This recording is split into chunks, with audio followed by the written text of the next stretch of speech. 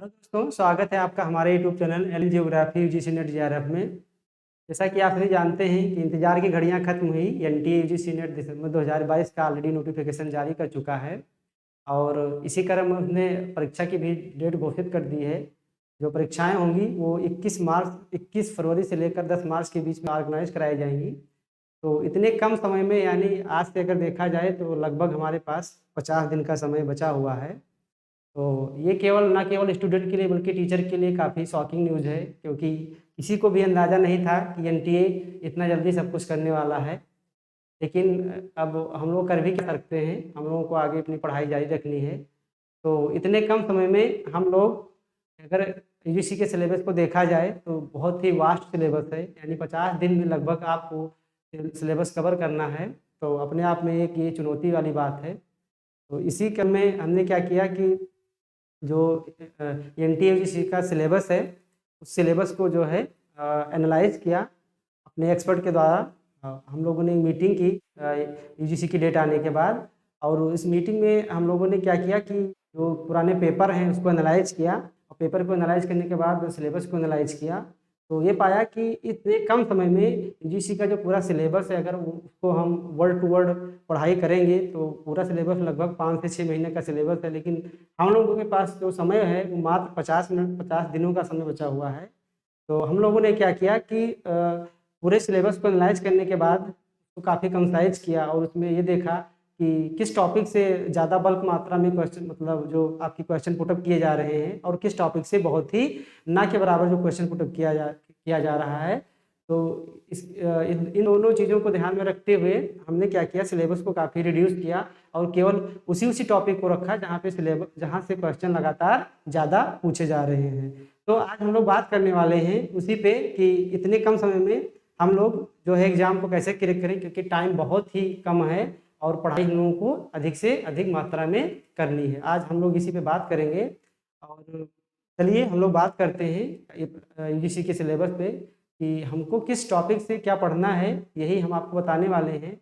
और उसके बाद में हम अपने प्रोग्राम के बारे में आपको बताएंगे कि इतने कम समय में आप यूजीसी को कैसे क्लियर कर सकते हैं, यानी कम समय में अच्छे मार्क्स कैसे अचीव कर सकते हैं। क्योंकि इतने बड़े सिलेबस को कवर करना 50 दिन में अपने आप में एक चुनौतीपूर्ण कार्य है। तो चलिए आइए हम लोग देखते हैं कि हमने सिलेबस में क्या चीज़ें बाहर की हैं और किस चीज़ों को रखा है। क्योंकि हमने काफ़ी सिलेबस को कंसाइज किया है, लगातार इस पर मेहनत की गई है हमारी टीम के द्वारा।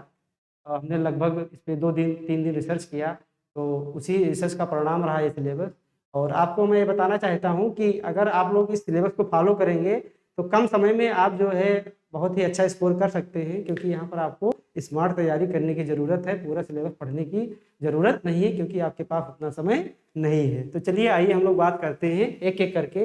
आप सभी जानते हैं कि यूजीसी का जो सिलेबस है उसमें 10 यूनिट दिए गए हैं, और उस 10 यूनिट के अंतर्गत बहुत सारे टॉपिक्स दिए गए हैं। तो हम लोग देखते हैं कि कौन कौन से टॉपिक हमको पढ़ने की ज़रूरत है।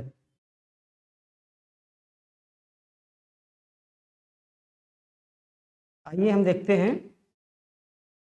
पहला है जियोमॉर्फोलॉजी, यानी भू आकृति विज्ञान। ये हमारा पहला टॉपिक है। तो इसमें क्या है, इसमें आपको यहाँ पर 7 या 8 टॉपिक दिए गए हैं। आप अपने टॉपिक को विश्वास करके पढ़ना है, इससे ज़्यादा आपको पढ़ने की ज़रूरत नहीं है। ठीक है, चलिए देखते हैं। जिसमें पहला टॉपिक आपको पढ़ना है कंसेप्ट इन जियोमॉर्फोलॉजी, यानी जियोमॉर्फोलॉजी के कुछ कंसेप्ट के चैप्टर दिए गए हैं। तो उसमें केवल आपको 2 पढ़ना है। एक पढ़ना है कंसेप्ट ऑफ यूनिफॉर्मिटिज्म, यानी एक रूपतावाद का संकल्पना, और दूसरा पढ़ना है कंसेप्ट ऑफ रॉक्स, यानी रॉक्स की कुछ संकल्पनाएं हैं कि रॉक्स कितने प्रकार की होती हैं, उनका केमिकल कंपोजिशन क्या है। तो केवल इस टॉपिक में आपको इस 2 टॉपिक को कवर करना है, बाकी टॉपिक को क्या करना है, छोड़ देना है। ठीक है, आपको बस ये ध्यान रखना है कि किस टॉपिक में क्या पढ़ना है। अगला जो टॉपिक आपको पढ़ना है वो है थ्योरीज ऑफ लैंडफॉर्म डेवलपमेंट, यानी लैंडफॉर्म डेवलपमेंट से संबंधित कुछ थ्योरी दी गई है। इसमें कई सारी थ्योरी हैं, लेकिन आपको इतने कम समय में केवल 2 थ्योरी पढ़ना है, वो है डेविस और पेंग। इन्हीं 2 थ्योरी से लगातार क्वेश्चन पूछे जा रहे हैं। कुछ बहुत जो हमारा सिलेबस है उसमें कई सारी थ्योरी दी गई हैं, उस सारी थ्योरी को आपको डिटेल में नहीं पढ़ने की जरूरत है, क्योंकि वहां से जो क्वेश्चन आते हैं वो एक आ गए, कभी आ गए, नहीं तो कभी क्वेश्चन वहां से पूछा नहीं जाता है। तो इसीलिए हमने यहाँ पर केवल 2 थ्योरी को रखा, किसको, डेविस और पेंग को रखा, क्योंकि यहीं से लगातार क्वेश्चन पूछे जा रहे हैं। बाकी जो अदर थियरी है उनकी आपको केवल नाम याद रखने हैं कि उनके थियरी का नाम क्या है, इसको आपको आगे बताया जाएगा। अगला टॉपिक है आपका इंटीरियर ऑफ द में आपको जो पढ़ना है वो पढ़ना है सोर्सेज, यानी जो इंटीरियर ऑफ द अर्थ के बारे में जानकारी आप कहाँ से प्राप्त करेंगे, उसका सोर्स क्या है, ठीक है। उसके बाद हम स्वेस को पढ़ेंगे कि स्वेस ने जो है इंटीरियर ऑफ द अर्थ के बारे में क्या बताया है। उसके बाद हम अर्थक्वेक को जानेंगे और रिसेंट थियरी को जानेंगे। ये दोनों थियरी काफी इंपॉर्टेंट है, मतलब जो अर्थक्वेक की थियरी है किसके बारे में, इंटीरियर ऑफ द अर्थ के बारे में, और एक थियरी है रिसेंट थियरी, यानी इंटीरियर ऑफ द अर्थ के बारे में जानने के लिए जो रिसेंट थियरी दी गई है ये सबसे इंपॉर्टेंट है। और इसी में हम पढ़ेंगे डिसकंटिन्यूटी यानी असंबद्धता, ठीक है, जिसमें 4-5 डिसकंटिन्यूटी जो भी हैं वो आपको बताया जाएगा। अगला टॉपिक है बेसिन, ठीक है, ये कॉन्टिनेंट कैसे उत्पन्न हुए या ओशन बेसिन कैसे उत्पन्न हुए, इनके बारे में कुछ हमारे थियरी जो है सिलेबस में दिया गया है, जिसमें आपको पढ़ना है टेट्राहेड्रल हाइपोथेसिस और वेगनर, और साथ ही साथ प्लेट टेक्टोनिक्स की थियरी आपको पढ़ना है। अगला टॉपिक आपका रहेगा थियरी ऑफ आइसोस्टेसी, यानी आइसोस्टेसी की थियरी दिया गया है आपके सिलेबस में, जिसमें आपको पढ़ना है केवल एरी और प्राट को, बाकी जितनी थियरी दी गई हैं उसको क्या करना है, आपको उनके बारे में केवल नाम जानना है, ठीक है। अगला टॉपिक है आपका अर्थ मूवमेंट, ठीक है, ये पढ़ना है। उसके बाद आपको पढ़ना है प्लेट टेक्टोनिक्स। प्लेट टेक्टोनिक्स काफी महत्वपूर्ण है आपके एग्जाम पॉइंट ऑफ व्यू से। प्लेट टेक्टोनिक्स के बाद आपको पढ़ना है वोल्केनो एंड अर्थक्वेक।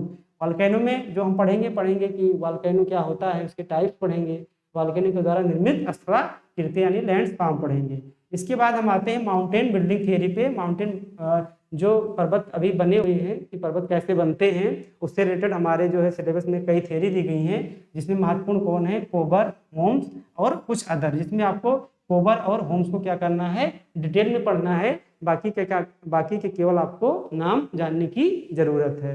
उसके बाद हम पढ़ेंगे वेदरिंग एंड इरोजन। ये भी काफी इंपॉर्टेंट टॉपिक है कि वेदरिंग क्या होता है, इरोजन क्या होता है, ठीक है। और उसी के साथ हम लोग पढ़ेंगे रिजुविनेशन, यानी रिजुविनेशन में आपको कुछ नहीं पढ़ना है, बस केवल पढ़ना है कि ये क्या होता है, और रिजुविनेशन के दौरान कुछ लैंडफॉर्म डेवलप होते हैं, उनका नाम आपको याद रखना है। उसके बाद हम लैंडफॉर्म पढ़ेंगे। जैसा कि हम देखे हैं कि अगर लास्ट एग्जाम को छोड़ दिया जाए, यानी जो पिछला एग्जाम हुआ था एनटीए का, उसके पहले जितने भी एग्जाम हुए एनटीए के, उसमें जियोमॉर्फोलॉजी में लैंडफॉर्म का सबसे अधिक महत्व रहा है, केवल पिछले एग्जाम्स में नहीं दिया है। तो उसी को ध्यान में रखते हुए आपको जो महत्वपूर्ण लैंडफॉर्म है, चाहे वो रिवर के द्वारा निर्मित हो, विंड के द्वारा, ग्लेशियर के द्वारा, कास्ट के द्वारा, के द्वारा और पेरी ग्लेशियर के द्वारा, तो इनसे निर्मित जो लैंडफॉर्म है, चाहे वो डिपोजिशनल हो या इरोजनल हो, आपको याद रखना है, आपसे एग्जाम में पूछा जा सकता है।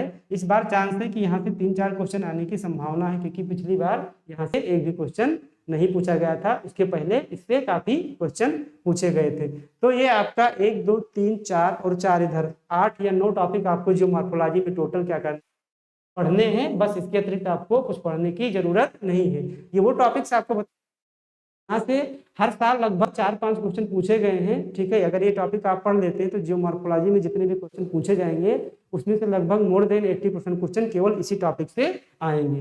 तो ये रहा जियोमॉर्फोलॉजी का हमारा जो कंसाइज किया गया सिलेबस। आपको इसी सिलेबस को फॉलो करना है और जो भी इसमें मेंशन किया गया है उसको पढ़ना है। चलिए आगे हम देखते हैं दूसरा टॉपिक।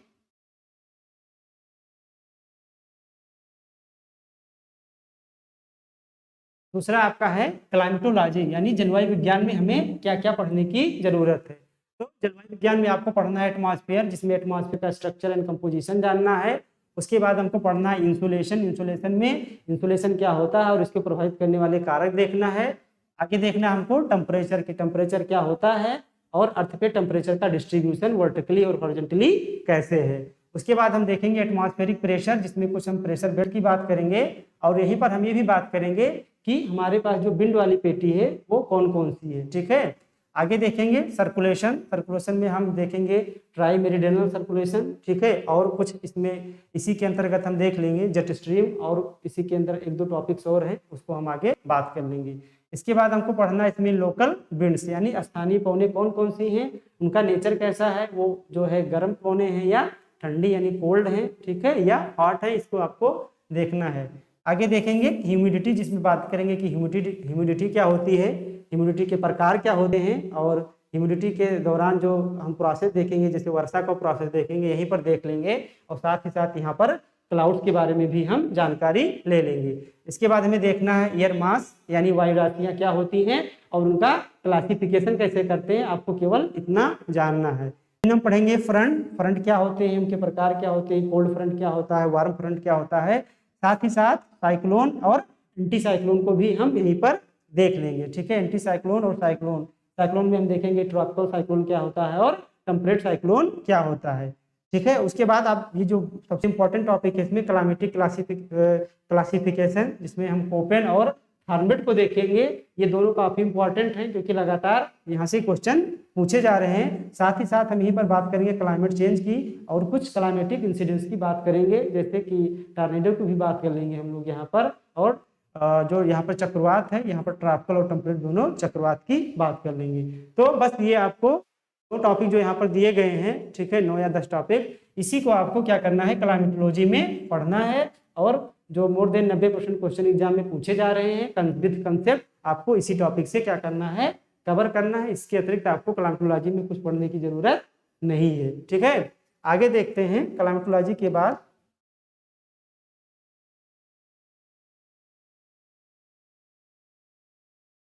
क्लाइमेटोलॉजी के बाद आता है हमारा अगला ओशनियोग्राफी। ठीक है, समुद्र विज्ञान। तो समुद्र विज्ञान में हमें क्या पढ़ना है, आइए देखते हैं। आपको पढ़ना है बॉटम रिलीफ ऑफ ओशन, यानी जो समुद्र हैं उनके जो ओशन रिलीफ, जो उनके बॉटम रिलीफ यानी नितल उच्चावच हैं, जिसमें आपको पढ़ना है पैसिफिक का, इंडियन ओशन यानी हिंद महासागर का, और साथ ही साथ अटलांटिक महासागर का। इसी 3 महासागर का आपको क्या पढ़ना है, बॉटम रिलीफ पढ़ना है कि किस ओशन में कहाँ पर रिज ज्यादा है, कहाँ पर ट्रेंच ज्यादा है, यही सब बातें आपको यहाँ पर देखना है। ठीक है, क्योंकि यहाँ से क्वेश्चन हर साल कमोबेश 1-2 क्वेश्चन पूछ लिए जाते हैं, और जो यहाँ से क्वेश्चन पूछे जा रहे हैं अब वो काफी क्या है, कंसेप्ट वाले क्वेश्चन पूछे जा रहे हैं। आगे हम देखेंगे ओशन का टेम्परेचर, डेंसिटी एंड सैलिनिटी। ठीक है, ये तीनों चीज आपको देखनी है कि ओशन की जो है टेम्परेचर कैसे, कितना है, कैसे चेंज होता है, थर्मोक्लाइन क्या होता है, ठीक है, पिक्नोक्लाइन क्या होता है, हेलोक्लाइन क्या होता है, यहाँ पर हम ये बात करेंगे। साथ ही साथ सैलिनिटी के डिस्ट्रीब्यूशन की भी हम यहाँ पर क्या करेंगे, बात करेंगे।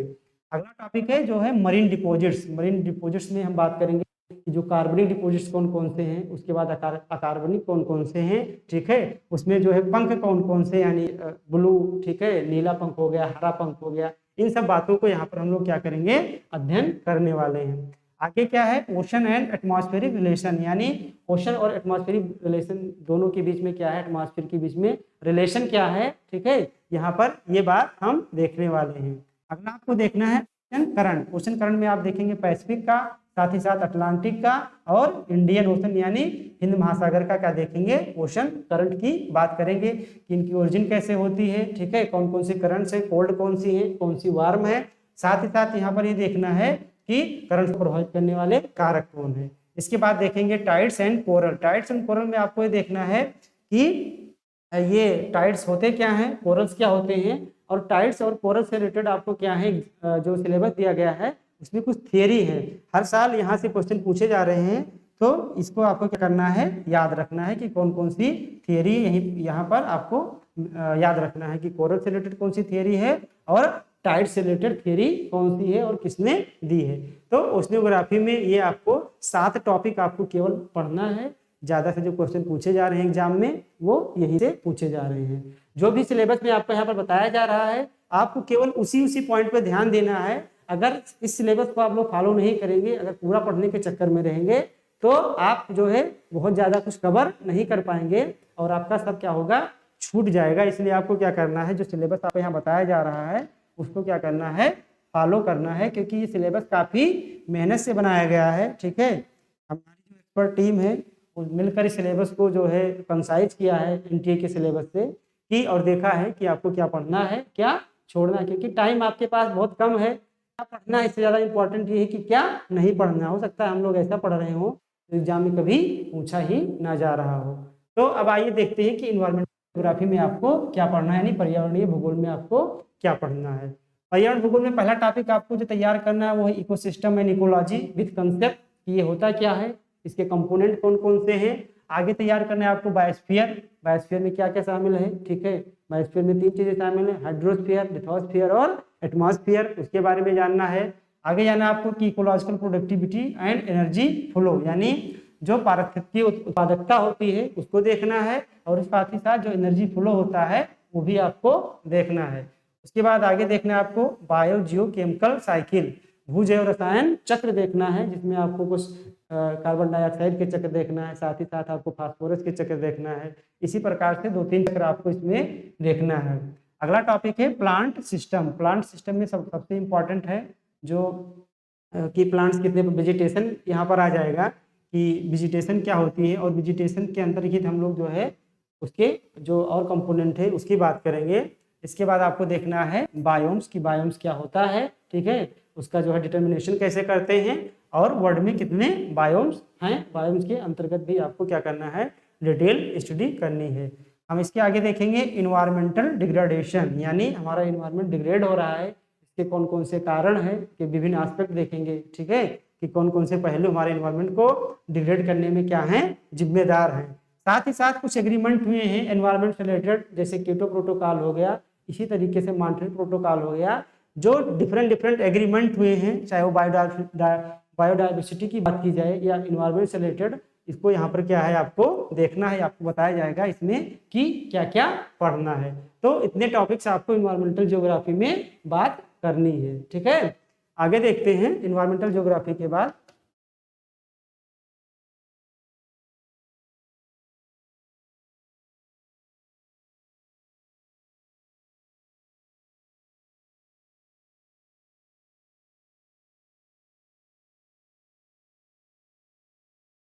ज्योग्राफिकल थॉट, यानी थॉट में आपको क्या क्या पढ़ना है।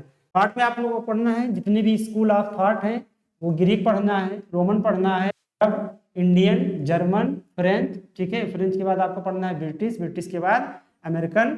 इतने थॉट्स, स्कूल ऑफ थॉट्स को आपको है अच्छे से डिटेल में पढ़ना है कि इसके अंतर्गत कौन कौन से ज्योग्राफर हैं, और उन ज्योग्राफर का थॉट में क्या क्या कंट्रीब्यूशन रहा है, कुछ कौन कौन से उन्होंने बुक लिखी है, कौन कौन से उन्होंने प्रिंसिपल्स दिए हैं, इसी सब बातों का यहाँ पर आपको क्या करना है, अध्ययन करना है, ठीक है। ये बहुत ही इंपॉर्टेंट है थॉट के लिए, क्योंकि थॉट में यहाँ से लगातार क्वेश्चन पूछे जा रहे हैं। उसके बाद आपको पढ़ना है पर्सपेक्टिव्स इन ज्योग्राफी, जिसमें कुछ आपको जो है पर्सपेक्टिव पढ़ना है, जैसे पॉजिटिविज्म यानी प्रत्यक्षवाद क्या है, इससे जुड़े हुए विद्वानों के नाम, ये कहना क्या चाह रहा है, इसका कंसेप्ट क्या है।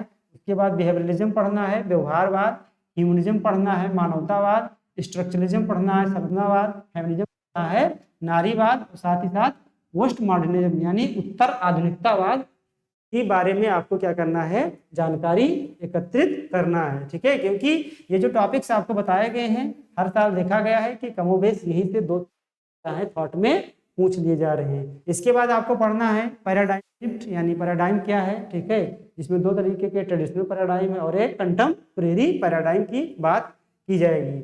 आगे पढ़ना है कुछ डिटर्मिनिज्म पढ़ना है, यानी निश्चयवाद क्या था, इससे जुड़े हुए विद्वानों के नाम। उसके बाद पॉसिबिलिज्म पढ़ना है, और नियो डिटर्मिनिज्म यानी संभववाद और नवनियतवाद, इसकी आपको क्या करनी है, बात करनी है। साथ ही साथ थॉट से रिलेटेड जितने भी बुक्स हैं और कोई भी विद्वान क्या कंसेप्ट दिया है, इसको आपको अच्छे से क्या करना है, तैयार करना है। इतने, यानी ये जो 4 टॉपिक हैं, इसके अंदर 5, इसके अंदर कुछ सब टॉपिक हैं, इतना ही थॉट में आपको पढ़ना है। सिलेबस में बहुत सारा लिखा है, आपको वहाँ ध्यान देने की जरूरत नहीं है, जो आपको बताया जा रहा है, ठीक है। ये बहुत ही बेहतरीन सिलेबस यहाँ पर तैयार किया गया है, उसे निकाला गया है, और आपको क्या करना है, थॉट में केवल इतना ही पढ़ना है। आगे देखते हैं हम लोग थॉट के बाद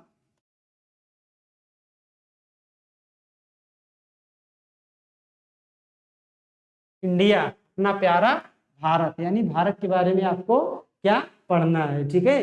तो इंडिया से जैसे देखा गया है कि हर साल लगभग आपको यूजीसी में 10 से 15 क्वेश्चन केवल इंडिया ही क्या करता है, कवर करता है। और लास्ट ईयर ये देखा गया है कि इंडिया से कुछ क्वेश्चन ज़्यादा पूछ लिए गए हैं, जहाँ से कभी क्वेश्चन नहीं पूछे जाते थे वहाँ से भी पूछे गए हैं।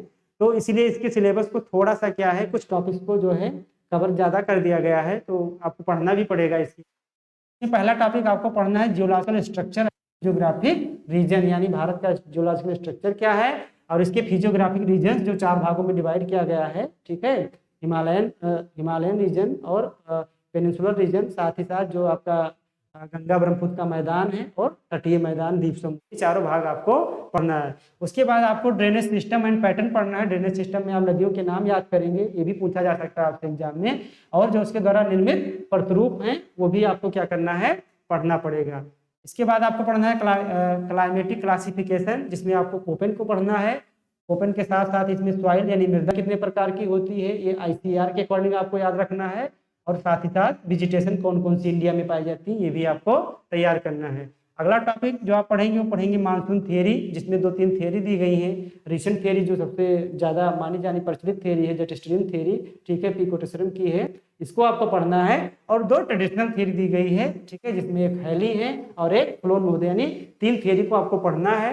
अगला टॉपिक पढ़ना है आपको एग्रीकल्चर, ठीक है। एग्रीकल्चर में क्या पढ़ना है, एग्रीकल्चर में पढ़ना है कुछ प्रोडक्शन आपको याद पढ़ना पड़ेगा, देख लीजिएगा, आपको देखना होगा, ठीक है। ये आपके ऊपर डिपेंड करेगा कि आप प्रोडक्शन याद कर पाते हैं कि नहीं कर पाते हैं, क्योंकि यहाँ से जो क्वेश्चन पूछा जाएगा वो फैक्चुअल क्वेश्चन पूछा जाएगा। इसमें जो कंसेप्चुअल क्वेश्चन पूछा जाएगा agroclimatic region and ecological region, ये दोनों बहुत ही इंपॉर्टेंट है, इसको आपको तैयार करना है। क्या कितने प्रकार के हैं, ठीक है, यानी भारत को कितने इकोलॉजिकल रीजन में बांटा गया है, कितने एग्रोक्लाइमेटिक रीजन में बांटा गया है, और साथ ही साथ जो इसके डिटर्मिनेशन का बेस है, आधार क्या लिया गया है, इसको भी क्या है आपको देखने की जरूरत है। अगला है आपको नेचुरल रिसोर्सेज देखने हैं, ठीक है, क्योंकि लास्ट ईयर काफ़ी कुछ ऐसे प्लेसेस के नाम पूछ लिए गए जिसके लिए हम लोग ऑलरेडी प्रिपेयर नहीं थे, इसलिए यहाँ पर रख दिया गया है।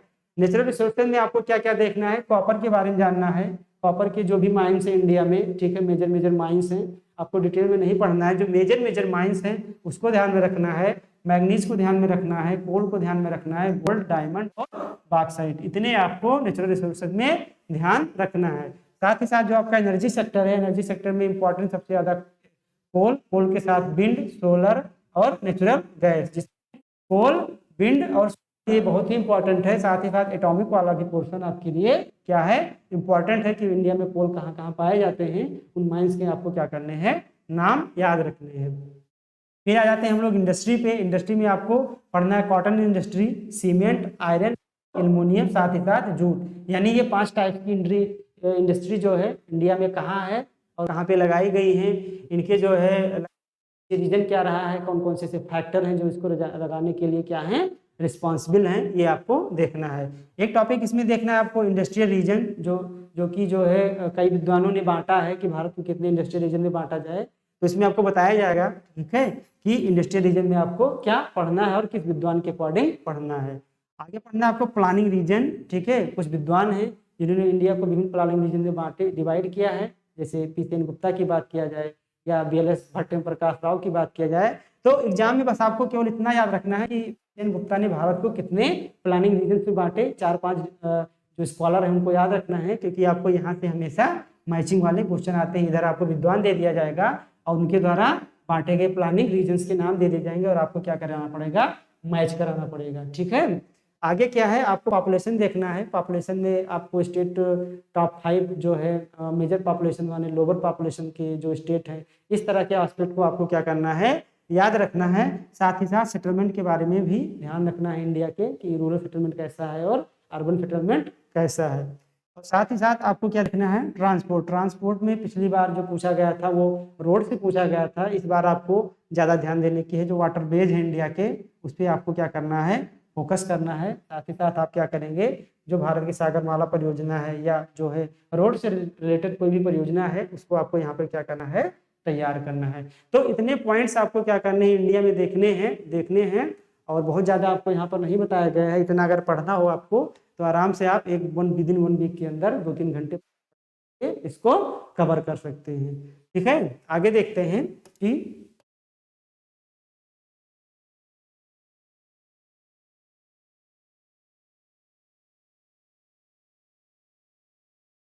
पॉपुलेशन सेटलमेंट ज्योग्राफी में आपको क्या देखना है और क्या नहीं देखना है, ये आपको यहाँ पर बताया जा रहा है। पॉपुलेशन में आपको देखना है थियरीज ऑफ पॉपुलेशन ग्रोथ, यानी पॉपुलेशन बढ़ रही है तो क्यों बढ़ रही है, उसकी कुछ थियरीज हैं, बहुत सारे थियरी हैं, लेकिन आपको ध्यान देने की जरूरत है केवल 3, सैडलर की और रिकार्डो की, इन्हीं की थियरी को आपको डिटेल में पढ़ना है। और इसमें जो भी थियरी में कीवर्ड प्रयोग किए गए हैं उस कीवर्ड को आपको क्या करना है, ध्यान में रखने की जरूरत है। आगे है आपको डेमोग्राफिक ट्रांजिशन थ्योरी पढ़नी पड़ेगी कि डेमोग्राफिक ट्रांजिशन थ्योरी क्या है और उसमें कौन कौन से स्टेज होते हैं, हर स्टेज में क्या क्या घटित होता है, ये भी आपको देखना है। उसके बाद हम देखेंगे कुछ फर्टिलिटी एंड मोर्टिलिटी की क्या होती है और इसको कैसे हम लोग क्या करते हैं, काउंट करते हैं, कैसे हम लोग देखते हैं इसमें कि फर्टिलिटी कैसे काउंट किया जाता है और मोर्टिलिटी, क्योंकि यहाँ से थोड़ा सा क्या है क्वेश्चन घुमा के लगातार पूछ रहा है। आगे पढ़ेंगे हम लोग माइग्रेशन से रिलेटेड थियरी, ठीक है, कुछ माइग्रेशन से रिलेटेड कुछ विद्वानों ने थियरी दी है, उसको हमें क्या करना है, देखना है, क्योंकि आपसे जो माइग्रेशन थियरी पूछी जाएगी उसमें केवल विद्वान का नाम पूछता है और थियरी का नाम पूछ लेता है कि इस थियरी को किसने प्रोपाउंड किया है। फिर आगे हम इसमें देखेंगे रेशियल क्लासिफिकेशन, ये मुझे इंपॉर्टेंट लगा कि रेस का क्लासिफिकेशन कैसे करते हैं, नोज के आधार पर यानी नोजल इंडेक्स देखेंगे और सिर के आधार पे जो हेड का इंडेक्स होता है, ये दोनों इंडेक्स हमको लोग क्या करेंगे यहाँ पर देखेंगे। और मेजर ट्राइब जो हैं वर्ल्ड में और इंडिया में, यहाँ दोनों देखेंगे कि वर्ल्ड में कौन कौन सी ट्राइब्स पाई जाती हैं और वो उनका क्या कार्य क्या है। आगे हम देखेंगे population density sex ratio, continental base देखेंगे, यहाँ पर ये इंपॉर्टेंट है। कॉन्टिनेंट वाइज हम देख लेंगे कि किस कॉन्टिनेंट का जो है सेक्स रेशियो ज़्यादा है, किसका पॉपुलेशन ज़्यादा है, असेंडिंग और डिसेंडिंग ऑर्डर में। उसके बाद देखेंगे रूरल सेटलमेंट का टाइप एंड पैटर्न, कि रूरल सेटलमेंट्स के टाइप क्या होते हैं, चार टाइप बताए गए हैं और साथ ही साथ पैटर्न इसमें क्या है सबसे ज़्यादा इंपॉर्टेंट है कि आपको दे देगा, ठीक है, आपको दे दिया जाएगा, ऐसे बना दिया जाएगा, एक नदी इधर से आ रही है, एक नदी इधर से आ रही है, तो बताइए कि यहाँ पर जो सेटलमेंट बनेंगे उसका कौन सा पैटर्न बनेगा। तो इस तरीके के क्वेश्चन आपसे एग्जाम में पूछा जा सकता है। आगे आपको देखना है theories of origin of towns, यहाँ पर आपको सेटलमेंट की बात की जा रही है, ये आपका अर्बन सेटलमेंट की बात की जा रही है। टाउन्स की ओरिजिन से रिलेटेड कुछ थियरी है, तो बस आपको क्या करना है, थियरी का नाम याद रखना है, पर थियरीज को डिटेल में पढ़ने की जरूरत नहीं है, ठीक है। फिर आपको देखना है रूरल अर्बन माइग्रेशन और अर्बनाइजेशन साइकिल, कि रूरल से अर्बन की तरफ और अर्बन से रूरल की तरफ जो माइग्रेशन हो रहा है वो क्यों हो रहा है, और कई विद्वान हैं जो माइग्रेशन से रिलेटेड कुछ टर्मिनोलॉजी दिए हैं, वो टर्मिनोलॉजी आपको याद रखना है। अर्बनाइजेशन साइकिल में याद रखना है, ये साइकिल एक बताई गई है कि अर्बनाइजेशन कैसे कैसे होता है, पहले धीरे से होगा, फिर बढ़ेगा, अचानक से बढ़ेगा, फिर कम हो जाएगा। उसके बाद हमें जो इसमें कुछ थियरी है जैसे रैंक साइज रूल देखना है, प्राइमेट सिटी देखना है, सेंट्रल प्लेस देखना है, जिसमें क्रिस्टालर और लास्ट दोनों को क्या करना है, देखना है। ये सब बहुत ही इंपॉर्टेंट है, थियरी है, यहाँ से हर साल क्वेश्चन आना निश्चित है, इसके अतिरिक्त आपको कुछ पढ़ने की जरूरत नहीं है, जो भी आपको यहाँ पर बताया जा रहा है। उसके बाद हमें मॉडल्स देखने हैं, 3 मॉडल्स आपकी जो है अर्बन जियोग्राफी में दिए गए हैं, जिसमें बर्गिस का मॉडल पढ़ना है, ठीक है, हैरिस एंड उलमान का पढ़ना है, और साथ ही साथ आपको क्या पढ़ना है, गार्डन सिटी के बारे में जानना है और न्यू टाउन के बारे में जानना है कि गार्डन सिटी के बारे में किसने कंसेप्ट दिया, क्या होता है, और न्यू टाउन के बारे में किसने कंसेप्ट दिया और क्या होता है। अगला देखेंगे कंसेप्ट ऑफ मेगा सिटी क्या होता है, एज सिटी क्या होता है, ग्लोबल सिटी क्या होता है, मेट्रोपॉलिटन सिटी क्या होता है, ठीक है, और अर्बन एग्लोमरेशन क्या होता है। ये चीजें आपको बहुत ही अच्छे से इसमें डिफरेंस पता होना चाहिए। में जो देता है वो 4 सिटी का नाम दे देगा और आपसे इधर मिलाने के लिए दे देगा, उनकी विशेषताएं लिखकर कि कौन सी सिटी का मैच किसमें होगा, इसीलिए यहाँ पर क्या किया है, इसका मेंशन कर दिया गया है। उसके बाद आपको पढ़ना है रूरल अर्बन फ्रिंज की क्या है, कैसे डिटरमाइन करते हैं इसको, और साथ ही साथ आपको पढ़ना है अमलैंड, और अमलैंड से रिलेटेड कुछ क्या दी गई है, थियरी दी गई है, जिसमें हमने यहाँ पर मेंशन कर दिया है ब्रेकिंग पॉइंट थियरी, ठीक है। तो ये अमलैंड होता क्या है और इससे रिलेटेड जो थियरी है, 2 या 3 थियरी आपको अच्छे से क्या करना है, तैयार करना है, बस उनका नाम याद रखना है कि ये थियरी किसने दी है, और बस इसके अतिरिक्त आपको कुछ नहीं पढ़ना है।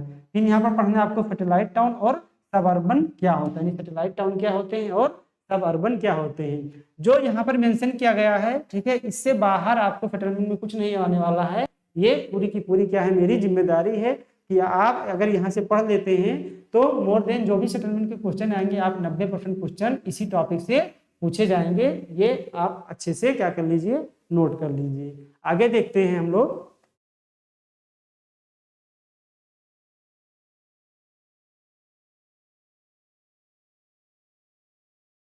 आगे देखते हैं कि इकोनॉमिक ज्योग्राफी में क्या पढ़ना है, एग्रीकल्चर में और इंडस्ट्री साथ साथ ही रीजनल डेवलपमेंट है। ये एक आपका क्या है, यूनिट है, जिसमें आपको 4 चीजें दी गई हैं, और हम आइए देखते हैं कि हमें क्या पढ़ना है। सिलेबस जब देखेंगे तो आपको बहुत ब्रॉड सिलेबस लगेगा, लेकिन उतना हमें पढ़ने की जरूरत नहीं है, आपको यहाँ पर जो बताया जा रहा है उसी को आपको पढ़ना है।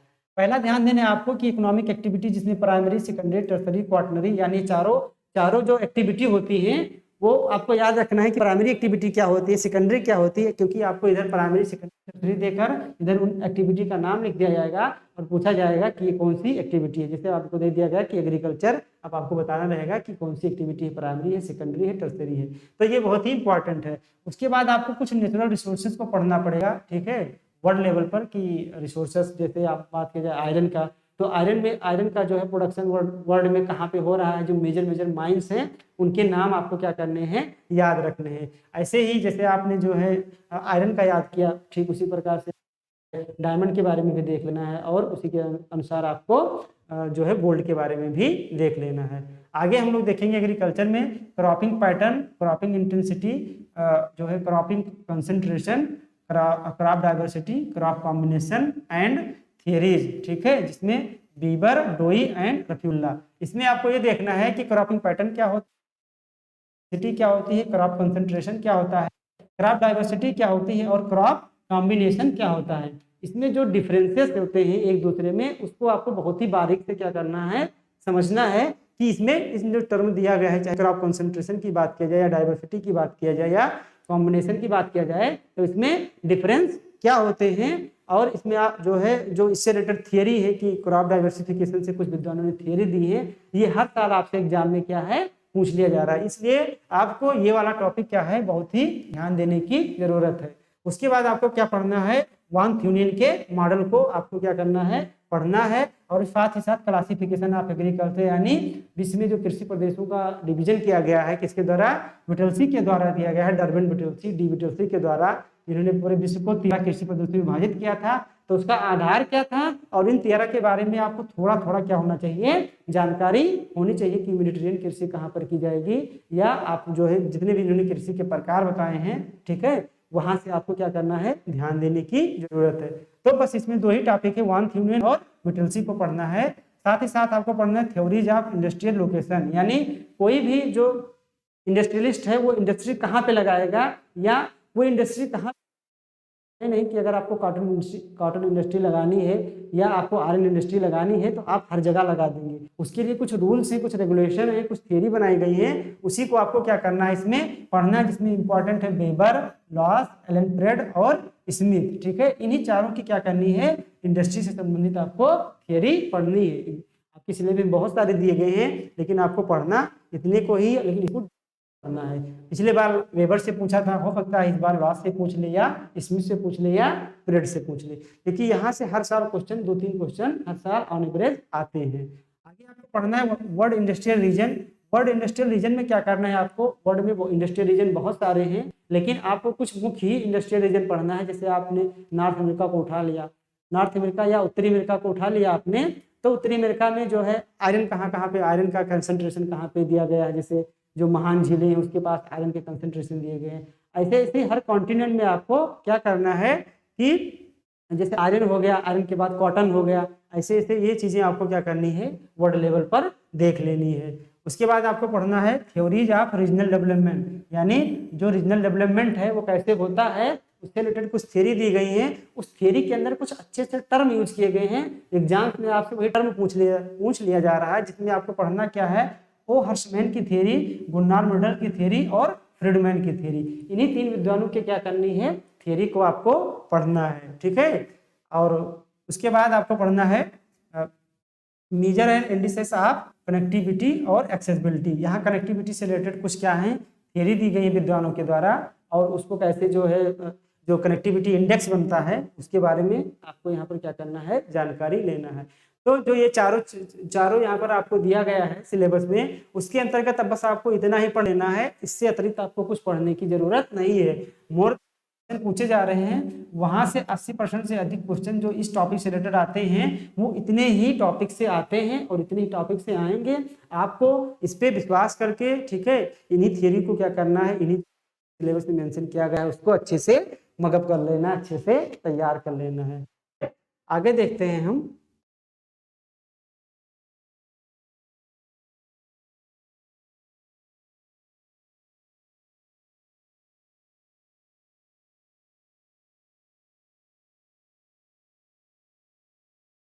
चलिए देखते हैं इसको। Political, cultural and social geography, ये एक यूनिट आपका है। यहाँ से बच्चों को काफ़ी कन्फ्यूजन होता है कि इसमें क्या पढ़ा जाए क्या छोड़ा जाए, क्योंकि आपके सिलेबस में बहुत ही विस्तार से दे दिया गया है। हालांकि सभी टॉपिक से क्वेश्चन नहीं आते हैं, किसी टॉपिक से एक क्वेश्चन आ गया तो उसको आपको पढ़ने की जरूरत नहीं है, क्योंकि ना तो उतना आपके पास समय है, ठीक है, और ना ही मैटर। तो चलिए देखते हैं इसमें हमें क्या पढ़ना है। पहले पढ़ना है आपको बाउंड्रीज एंड फ्रंटियर, यानी दोनों में अंतर क्या होता है। इसमें 4-5 अंतर आपको हमेशा याद रखने हैं, क्योंकि ये स्टेटमेंट वाला क्वेश्चन पूछेगा, वो दे देगा कि बाउंड्रीज के बारे में क्या सही है या फ्रंटियर के बारे में क्या सही है। काफी कंफ्यूजिंग टॉपिक है, इसलिए आपको यहाँ पर एग्जामिनर क्या है, फंसाने का प्रयास बार बार करता है। आगे आपको थ्योरी और साथ ही साथ रिमलैंड थ्योरी, ये दो थ्योरी जो है पॉलिटिकल जियोग्राफी की कहिए तो बिल्कुल क्या है, कोर है, इसको आपको हमेशा तैयार रखना है।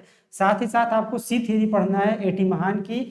एयर थ्योरी पढ़ना है, आपकी वायु शक्ति पढ़ना है, किसकी है, सिबरस्की की। तो ये चारों थ्योरी आपको अच्छे से डिटेल में आनी चाहिए, ठीक है, कि ये थ्योरी क्या है, इसमें प्रयोग किए जाने वाले शब्द क्या हैं, क्योंकि यहाँ पे जो क्वेश्चन पूछा जाएगा, अब वो जो है समय नहीं है कि आपसे पूछ लिया जाए कि रिमलैंड थ्योरी किसने दी और आप स्पाइक मेल लगा के चले आए और आपको नंबर मिल गया, बल्कि इन थ्योरी जो थ्योरी दी गई है आपको डिटेल में पढ़ना पड़ेगा, क्योंकि लगातार थ्योरी जो देखा जा रहा है क्वेश्चन आंसर, वो जो है एक थ्योरी के बारे में 4-5 स्टेटमेंट दे दिया जा रहा है और पूछा जा रहा है कि कौन सा सही है या कौन सा गलत है। तो इसलिए यहाँ पर आपको 4 थ्योरी बहुत ही इंपॉर्टेंट दी गई है, उसको पढ़ने की जरूरत है। सोशल ज्योग्राफी में क्या पढ़ना है आपको, टर्म याद रखने हैं कि उनका मतलब क्या होता है, अच्छे से ब्रॉड लेवल पे, कि कल्चर क्या होता है, रिलीजन क्या है, कल्चर क्या होता है, और जनरल इकोलॉजी क्या होता है, साथ ही साथ लैंग्वेज, यानी पूरे वर्ल्ड में कौन सी लैंग्वेज बोली जाती है, उसका असेंडिंग डिसेंडिंग ऑर्डर, साथ ही साथ कल्चर कौन कौन सा है, रिलीजन कौन कौन सा है, यानी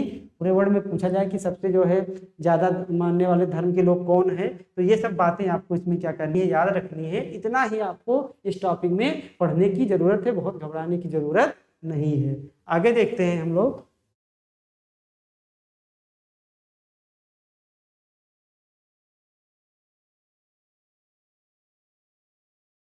आगे आप ज्योग्राफिकल टेक्निक्स, यानी लास्ट यूनिट, ठीक है, जो 10वां यूनिट है आपका, वो कौन सा है, ज्योग्राफिकल टेक्निक्स। ये भी यूनिट्स काफी इंपॉर्टेंट है, क्योंकि लगातार हर साल कम से कम 8 से अगर देखा जाए तो 10 क्वेश्चन इस यूनिट से पूछे जा रहे हैं।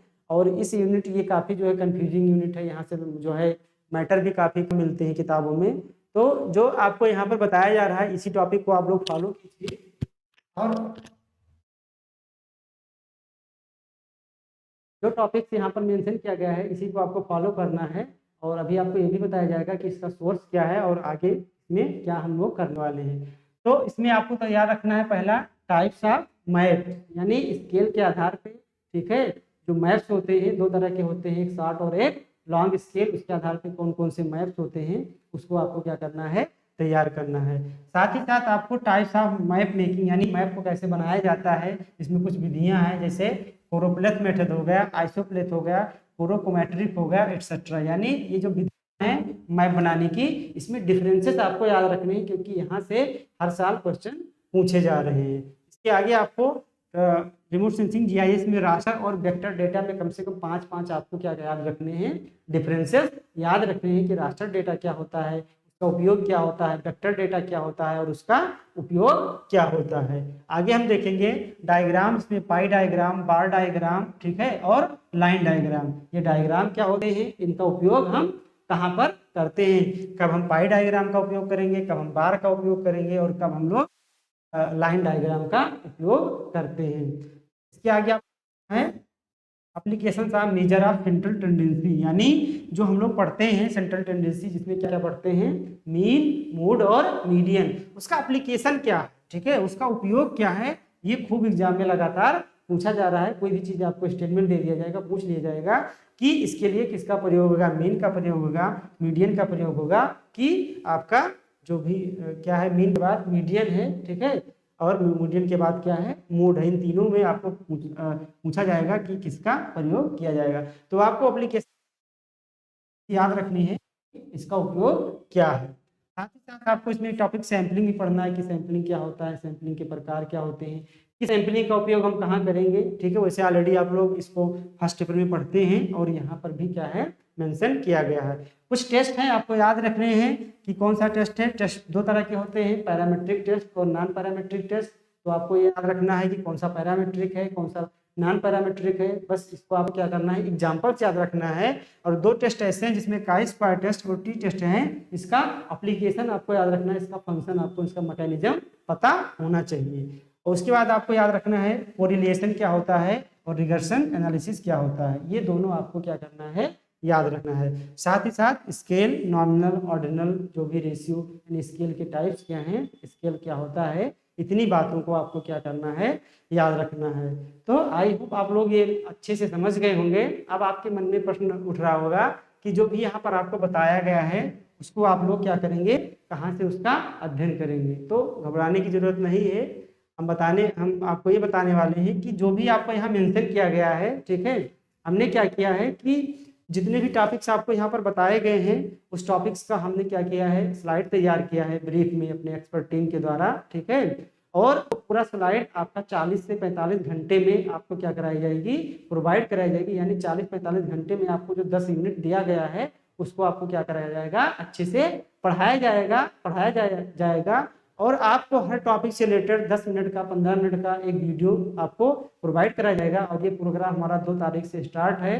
तो आप ज़्यादा से ज़्यादा लोग हमसे जुड़िए और कम समय में हम लोग साथ में मिलकर मोर देन 80 क्वेश्चन क्या है यूजीसी में सही करेंगे, ठीक है। बहुत ही टाइम कम है और उस कम टाइम में आपको केवल जो भी बताया गया है इतना पढ़ने की ज़रूरत है। हमने सारा प्लान कर लिया है। आपको 2 तारीख से हमारे यूट्यूब चैनल पे इस टॉपिक से रिलेटेड जो भी आपको यहाँ बताया गया है बहुत ही ब्रीफ, बहुत ही कंसाइज में, बहुत ही अच्छा क्या है मैटर मिलेगा और साथ ही साथ उसको आपको बताया जाएगा। तो आपको क्या करना है, ज़्यादा से ज़्यादा लोगों को जोड़ना है। बहुत ही कम समय में यदि आप लोग अच्छा कुछ करना चाहते हैं तो जुड़िए, ठीक है। और हमारे साथ जुड़कर इसका क्या कीजिए, आप लोग लाभ लीजिए। Thank you.